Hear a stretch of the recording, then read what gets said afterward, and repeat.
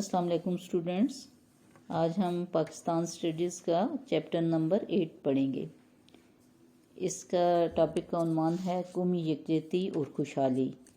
کسی ملک کی قومی یکجہتی اور خوشحالی قومی اتحاد کے بغیر ناممکن ہے۔ پاکستانی قوم مختلف علاقوں، مختلف نسلوں کے لوگوں پر مشتمل ہے اور وہ سب اپنی اپنی زبانیں بولتے ہیں، مثلاً پنجابی، سندھی، پشتو اور بلوچی وغیرہ، لیکن ان کے درمیان دین اسلام جو ہے وہ ایک مشترک قدر ہے جو قومی بھائی چارے، اخوت اور یکجہتی کی بنیاد ہے۔ جب پاکستان وجود میں آیا تو ملک کے مختلف علاقوں کے مابین رابطہ کرنے اور ایک دوسرے کے نقطہ نظر کو جاننے کے لیے اردو زبان کو رابطہ کی زبان کی حیثیت سے قومی زبان کا درجہ دیا گیا۔ قومی یکجہتی سے مراد کیا ہے؟ قومی یکجہتی سے عام طور پر یہ مراد لی جاتی ہے کہ یہ متحد ہونا۔ یکجہتی ایک ایسا عمل ہے جس کے ذریعے جزیات کو کل میں تبدیل کیا جاتا ہے، یعنی چھوٹی چھوٹی اکائیوں کو یکجا کر کے کل کی شکل میں ڈھالا جاتا ہے تاکہ اکائیاں کل کا ایک حصہ بن جائیں۔ یکجہتی سے یہ بھی مراد لیا جاتا ہے کہ مختلف حصوں یا گروہوں کی دلچسپیوں کو اس طرح سے جوڑا جائے کہ وہ ایک متحدہ نظام کی شکل اختیار کر لے اور متحدہ نظام کی دلچسپیاں ان کی دلچسپیاں بن جائیں۔ اگر یکجہتی ہوگی تو تب ہی کسی گروہ کی سالمیت ممکن ہوگی۔ قومی یکجہتی اور سالمیت سے مراد یہ ہے کہ ایک معاشرے میں معاشرتی اور سیاسی گروہوں کو یکجا کر کے ایک لڑی میں پرو دیا جائے تاکہ معاشرے کی سالمیت ممکن ہو۔ مثلاً بہت سی قومیتیں اور ذیلی اکائیاں پاکستانی قوم کے سانچے میں ڈھل جائیں۔ قومی یکجہتی اور سلامتی کے لیے مندرجہ ذیل جو ہیں عناصر، ان کا مشترکہ ہونا ضروری ہے۔ وہ کون کون سے عناصر ہیں؟ سب سے پہلے اس میں آئے گا مشترکہ مذہب۔ مشترکہ مذہب قومی یکجہتی پیدا کرنے میں اہم کردار ادا کرتا ہے۔ اگر آبادی ایک ہی مذہب سے تعلق رکھتی ہو تو اس میں نہ صرف ایک قومیت کا احساس پڑتا ہے بلکہ قومی اتحاد بھی پیدا ہوتا ہے۔ پاکستانی قوم جس طرح کے اکثریتی لوگوں کا مذہب جو ہے وہ دین اسلام ہے، اس لحاظ سے پاکستانی قوم متحد ہے اور ان میں قومی اتحاد و یکجہتی کوٹ کوٹ کر بھری ہوئی ہے۔ دوسرا جو اس کی عنصر ہے، مشترکہ جو عنصر ہے وہ ہے مشترکہ جغرافیائی حدود۔ اگر آبادی ایک ہی جغرافیائی حدود میں رہتی ہو تو آسانی سے قومی یکجہتی کی دھارے میں ڈھل سکتی ہے۔ قدرتی جغرافیائی حدود ریاست کو دفاع اور اتحاد میں مضبوط کرتی ہیں۔ مثلاً مشرقی اور مغربی جرمنی کے لوگوں نے جغرافیائی مماثلت کی وجہ سے دوبارہ ایک قوم کی حیثیت اختیار کر لی، کیونکہ پہلے یہ ایک دو تھے اور پھر انہوں نے یہ ایک، کیونکہ ان کا تعلق ایک قوم سے تھا تو پھر متحدہ جرمنی وجود میں آیا۔ مشترکہ زبان، ایک اور مشترکہ زبان بھی قومی اتحاد کے پیدا کرنے میں بہت اہم کردار ادا کرتی ہے۔ برطانوی تاریخ دان جو ریمزی میور تھا، اس نے کہا تھا کہ مشترکہ زبان سے کوئی چیز اہم نہیں ہے جو قومی اتحاد پیدا کرتی ہے۔ ایک زبان بولنے سے لوگ ایک دوسرے کو آسانی سے سمجھ سکتے ہیں، اپنے خیالات دوسروں تک پہنچا سکتے ہیں اور دوسروں کی بات سمجھ سکتے ہیں۔ پھر نمبر 4 پہ آتا ہے مشترکہ نسل۔ اگر آبادی کا تعلق ایک ہی نسل سے ہو تو ان میں نفسیاتی اور معاشرتی طور پر ینگانگت پیدا ہو جاتی ہے اور ایک ہی قومیت کا احساس پیدا ہوتا ہے اور ان میں قومی یکجہتی بھی پیدا ہوتی ہے۔ پھر مشترکہ روایات کا ایک ہونا۔ مشترکہ روایات بھی قومی اتحاد کے لیے ضروری ہیں۔ جان ایس مل کے خیال کے مطابق مشترکہ تاریخی روایات قومی اتحاد کے لیے بہت ضروری ہیں۔ شاندار ماضی ہمیشہ شاندار مستقبل کی نشاندہی کرتا ہے، اس لیے اگر روایات ایک جیسی ہوں تو قومی یکجہتی پیدا کرنے میں آسانی ہوتی ہے۔ نمبر 6 ہے جمہوریت۔ جمہوریت بھی قومی اتحاد پیدا کرنے میں اہم کردار ادا کرتی ہے۔ جس ملک میں جمہوریت ہوگی تمام طبقات اپنے آپ کو مساوی سمجھیں گے اور مایوسی سے دور رہیں گے۔ احساس جمہوریت قومی یکجہتی اور سالمیت پیدا کرنے میں بڑا مددگار ثابت ہوتا ہے۔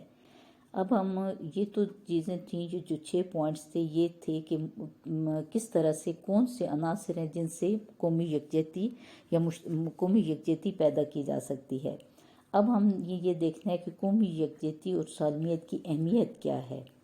سب سے پہلے اس میں آئے گا کہ جس قوم میں قومی یکجہتی اور اتحاد پیدا ہو جائے تو وہ قوم ترقی کی منزل کی طرف گامزن ہو جاتی ہے، اور قوم کے افراد یکجا ہو کر قومی ترقی اور خوشحالی پر گامزن ہو جاتے ہیں۔ یہ مندرجہ ذیل جو پوائنٹس ہیں، یہ اس قومی یکجہتی اور سالمیت کی اہمیت اور افادیت کو واضح کریں گے۔ سب سے پہلے اس میں کہ اس سے کیا فائدہ ہوتا ہے، اس کی اہمیت کس طرح سے بڑھ جاتی ہے کہ اس سے ملک میں خوشحالی آتی ہے۔ سب سے پہلے قومی یکجہتی اور اتحاد کے لیے ہم ملک میں خوشحالی لا سکتے ہیں۔ اس کے ذریعے اس وقت پاکستان میں دوسرے مسائل کے ساتھ جو سب سے بڑا اور اہم مسئلہ ہے وہ ہے غربت کا۔ اس ضرورت سے سمر کیا ہے کہ غربت کے خاتمے کے لیے اقدامات کیے جائیں۔ غریب اور امیر طبقے میں فرق کم کرنے سے ہی ملک کو خوشحالی سے ہمکنار کیا جا سکتا ہے، اور یہ کام صرف قومی یکجہتی اور سالمیت کے ذریعے ہی ممکن ہے۔ دوسرا، ملک کی یکجہتی اور اس میں سالمیت میں جو اہمیت ہے اس کی، وہ یہ کہ امن کا قیام اسی وقت ہوگا جب قومی یکجہتی ہوگی۔ اگر ملک میں قومی یکجہتی اور اتحاد قائم ہو جائے تو مختلف گروہوں میں اختلافات اور انتشار رفع ہو سکتے ہیں، اور ملک امن و امان کا گہوارہ بن سکتا ہے، اور جو قومی یکجہتی میں مضمر ہے۔ پھر ایک باہمی تعاون سے قومی یکجہتی سے باہمی تعاون پیدا ہوگا۔ ملک میں قومی یکجہتی پیدا ہونے کے بعد معاشرے کے مختلف گروہوں کے اختلافات ختم کر کے باہمی تعاون کی فضا قائم کی جا سکتی ہے، اور جب یہ باہمی تعاون کی فضا پیدا ہوگی تو اس وقت ہم عوام کی بھلائی کے لیے، ان کی فلاح و بہبود کے لیے زیادہ سوچ سکتے ہیں۔ وہی حکومت عوام کی بھلائی کے متعلق سوچ سکتی ہے جس کو کسی قسم کی انتشار اور اختلاف کا سامنا نہ ہو۔ قومی یکجہتی سے یہ تمام برائیاں ختم ہو جاتی ہیں اور حکومت کو فرصت ملتی ہے، اس کے پاس اتنا ٹائم کہ وہ عوام کی بھلائی کے کام کرے۔ پھر اگر قومی یکجہتی ہوگی اور تو اس کا ایک فائدہ یہ ہوگا کہ اس سے مضبوط انتظامیہ کا قیام عمل میں آئے گا۔ قومی یکجہتی اور یگانگت سے ہی انتظامیہ مضبوط ہوتی ہے، جس کی معاشرے کے ہر عنصر پر مکمل گرفت ہوتی ہے۔ لہٰذا ایسی حکومت امن و امان اور اس کے لیے اور اس کا قومی یکجہتی اور سالمیت کی اہمیت اس وجہ سے بھی ہے کہ اس سے مضبوط جو ہے انتظامیہ وجود میں آئے گی، اور ہر معاشرے کے ہر عنصر پر اس کی مکمل گرفت ہوگی۔ پھر یہ ہے کہ وقت اور دولت کے ضیاع سے محفوظ رہیں گے ہم۔ قومی یکجہتی اور یگانگت قوموں کو وقت اور دولت کے ضیاع سے محفوظ رکھتی ہے، کیونکہ قوم کے تمام لوگوں کا ایک دوسرے سے باہمی قریبی تعلق ہوتا ہے، جس وجہ سے ایک کام کو بار بار نہیں کیا جاتا ہے۔ جیسے کہ ہمارے ملک میں عموماً یہ ہوتا ہے کہ ایک حکومت کے بعد وہ تسلسل ٹوٹ جاتا ہے، تو اگر قومی یکجہتی ہوگی تو یہ تسلسل قائم رہے گا۔ اس طرح وقت اور دولت کا ضیاع نہیں ہوتا۔ اس کے بعد ہم یہ دیکھتے ہیں کہ اسلامی جمہوری ریاست اور قومی یکجہتی اور سالمیت کیا ہے۔ سب سے پہلے جو ہمیں تصور ملا اس کا جمہوری ریاست کا، وہ ہمیں مدینہ کی ریاست سے ملتا ہے۔ اسلامی ریاست کی تشکیل حضرت محمد مصطفیٰ صلی اللہ علیہ وسلم نے مدینہ میں فرمائی تھی۔ آپ صلی اللہ علیہ وسلم کے نزدیک اسلامی ریاست کا مقصد اللہ تعالیٰ کی حاکمیت کا قیام اور بنو نوع انسان کی فلاح و بہبود تھا، یعنی اللہ تعالیٰ کی حاکمیت کو ماننا اور دوسرا انسان کی فلاح و بہبود، ایک فلاحی ریاست کا تصور جو مدینہ کی ریاست نے دیا۔ حضرت محمد مصطفیٰ صلی اللہ علیہ وسلم کے وفات کے بعد خلفائے راشدین نے اسلامی ریاست کو مستحکم بنانے میں اہم کردار ادا کیا، یعنی ہم اس کو کہہ سکتے ہیں کہ اسلامی ریاست کا جو بنیاد حضور صلی اللہ علیہ وسلم نے رکھی، اس کو مضبوط بنیادوں پر خلفائے راشدین نے بھی قائم رکھا۔ ریاست کے جمہوری اور فلاحی تصور کو اجاگر کیا اور کئی ایسے اقدامات کیے جن سے اسلامی ریاست دنیا کی مثالی ریاست بن گئی۔ جب ہم اس پر غور کرتے ہیں تو ہمیں اس کی افادیت کے کئی پہلو نظر آتے ہیں، جو یہ ہیں۔ سب سے پہلے کہ قومی یکجہتی اور اتحاد کا مظہر۔ اسلامی ریاست قومی اتحاد اور یکجہتی کا مظہر ہوتی ہے۔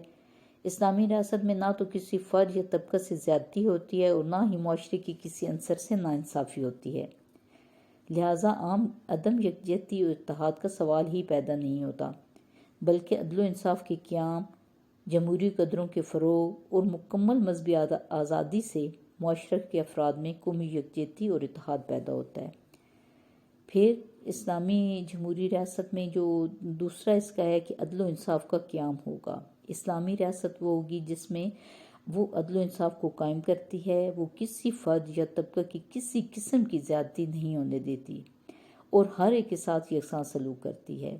پھر اسلامی ریاست میں جمہوری قدروں کو فروغ دیا جاتا ہے۔ جمہوری قدریں کون سی ہیں؟ مثلا مساوات، انصاف، برداشت اور آزادی، ان پر زور دیا جاتا ہے اور ہر قسم کے غیر جمہوریت کنڈوں کو ممنوع قرار دیا جاتا ہے۔ ظلم و تشدد کو ختم کر کے تمام لوگوں کو برابر کے حقوق دیے جاتے ہیں۔ پھر اسلامی ریاست میں جو ہے اس کو ہر قسم کی بدعنوانی یعنی کرپشن کا خاتمہ جو ہے وہ اسلامی ریاست کا ایک دور امتیاز ہے۔ انتظامیہ کو ایماندار بنایا جاتا ہے اور ریاست کا ہر کام صاف اور شفاف طریقے سے کیا جاتا ہے۔ بدعنوان عناصر کو حکومت میں ہرگز برداشت نہیں کیا جاتا۔ پھر اسلامی ریاست کا جو ہے وہ اس کا ایک پہلو یہ بھی ہے کہ اس میں اسلامی ریاست ایک فلاحی ریاست ہوتی ہے اور اس میں معاشرے کی خوشحالی اور ریاست کو معاشی طور پر ترقی کی جانب گامزن کیا جاتا ہے۔ اسلامی ریاست میں ہر فرد کو ضروریات زندگی فراہم کرنا ضروری ہوتا ہے۔ اسلامی ریاست کی ایک خاص جو دور امتیاز ہے وہ یہ ہے کہ اس میں مکمل آزادی ہوتی ہے، مذہبی آزادی۔ تمام اقلیتوں کو چاہے ان کا تعلق کسی بھی عقیدہ کسی بھی اس سے ہو، ان کے مذہب کے مطابق عقیدہ اور عبادت کی مکمل آزادی ہوتی ہے۔ کسی پر کسی قسم کی ناجائز مذہبی پابندی نہیں ہوتی، جس سے قوم میں نفاق کا عنصر ختم ہو جاتا ہے۔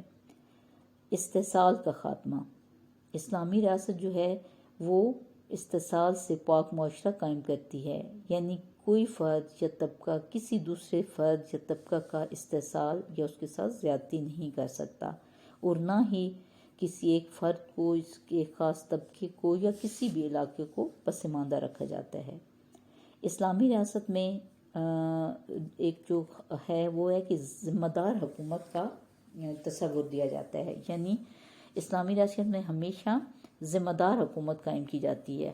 حکومت نہ صرف عوام کے سامنے جواب دہ ہوتی ہے بلکہ اللہ تعالیٰ کے سامنے بھی جواب دہ ہوتی ہے، جیسے کہ ہماری پاکستان میں یہ ہے کہ اس میں جو اقتدار اعلیٰ کا جو ہے وہ اللہ تعالیٰ کو کیا جاتا ہے اور بندہ جو ہے اللہ تعالیٰ کے نائب کی حیثیت سے جو وہ کام کرتا ہے۔ احتساب کا اصول، احتساب یعنی جواب دہی کا اصول۔ اسلامی ریاست میں ہر فرد کا احتساب ہوتا ہے، خواہ وہ حکومت میں ہے یا نہیں۔ اب ہم اس کی مثال حضرت عمر فاروق رضی اللہ تعالیٰ عنہ کے دور کا دیکھتے ہیں کہ وہاں پر ہر بندے کا احتساب ہوتا تھا اور اس کے بارے میں، اور ہر صوبے کا جو والی ہوتا تھا وہ ذمہ دار ہوتا تھا۔ چونکہ ہم اسلامی حکومت کا پڑھ رہے ہیں کہ اسلامی ریاست یا فلاحی ریاست، تو ہم ساری وہ مثالیں ہمیں خلفائے راشدین کے دور سے ملتی ہیں، جہاں پہ احتساب کا صحیح ایک نظام موجود تھا، جہاں پر ذمہ دار حکومت کا ایک تصور تھا اور جہاں پر استحصال سے پاک معاشرہ تھا، جس میں کسی بھی طبقے پر، کسی بھی فرد پر یا کسی بھی معاشرے کی کسی طبقے سے بھی ناانصافی نہیں ہوتی تھی۔ اور عوام، اور یہ بھی جو ہے ہم اس کی بھی ہم مثال خلفائے راشدین میں سے دے سکتے ہیں کہ حکومت اور عوام کا آپس میں کتنا گہرا تعلق تھا، کہ جب حضرت عمر فاروق نے جب وہ کسی صوبے کا والی مقرر کرتے تھے تو جو شرائط تھیں اس والی کے لیے وہ یہ تھیں کہ جو ہے اس والی کے دروازے جو ہیں کبھی بھی کسی کے لیے بند نہیں ہوں گے۔ تو عوام اور حکومت کا گہرا رابطہ ہوتا تھا تاکہ حکومت عوام کے مسائل کو پوری طرح سے سمجھ سکے اور ان کے حل کے لیے مناسب اقدام کر سکے۔ اس طرح عوام بھی حکومت کی مشکلات کو سمجھ سکتے ہیں۔ اہلیت کا اصول، اسلامی ریاست میں ہمیشہ اہلیت کے اصول کو مد نظر رکھا جاتا ہے، یعنی وہی فرد جو اس کام کے اہل ہوتے ہیں انہیں وہ ذمہ داریاں سونپی جاتی ہیں، یعنی اسلامی ریاست میں کسی نااہل شخص کو ہرگز کوئی کام نہیں دیا جاتا اور نہ ہی اس کو کاروبار حکومت سر انجام دینے کے لیے برداشت کیا جاتا ہے۔ اس کی بھی مثال ہم خلفائے راشدین کے دور میں دے سکتے ہیں کہ جب کوئی والی یا جو نااہل ہوتا تھا تو اس کو فوراً واپس بلا لیا جاتا تھا۔ ترقی پسندی، اسلامی ریاست میں بدلتی ہوئی حالات اور نئے تقاضوں سے ہم آہنگی پر زور دیا جاتا ہے۔ اسلام میں قدامت پسندی اور جمود ناپسندیدہ افعال ہیں، لہذا ترقی پر زور دیا جاتا ہے۔ قرآن کریم میں واضح طور پر ارشاد ہے کہ زمینوں، آسمانوں اور ان کے درمیان اللہ تعالیٰ نے اپنی مخلوق کے لیے بے شمار خزانے چھپا رکھے ہیں، اور جو بھی ان کو تلاش کرنے کے لیے جدوجہد کرتا ہے اس کے لیے یہ نعمتیں دستیاب ہیں۔ پھر اسلامی ریاست میں غیر مسلموں کے حقوق کی بھی اسی طرح سے حفاظت ہوتی ہے جیسے مسلمانوں کی۔ اسلامی ریاست میں غیر مسلموں کے حقوق پر خصوصی توجہ دی جاتی ہے۔ عام طور پر تمام شہریوں کو حقوق دیے جاتے ہیں، لیکن خاص طور پر غیر مسلم کو، جن کو ذمہ کا درجہ دیا جاتا ہے، یعنی ان کے جان و مال کی حفاظت کی جاتی ہے۔ تو یہ آج کا جو ٹاپک ہے، یہ آج اس کو ہم ادھر ہی کنکلوڈ کریں گے، اور کل انشاءاللہ ہم پاکستان میں قومی یکجہتی اور سالمیت کے مسائل کو پڑھیں گے انشاءاللہ۔ اللہ حافظ۔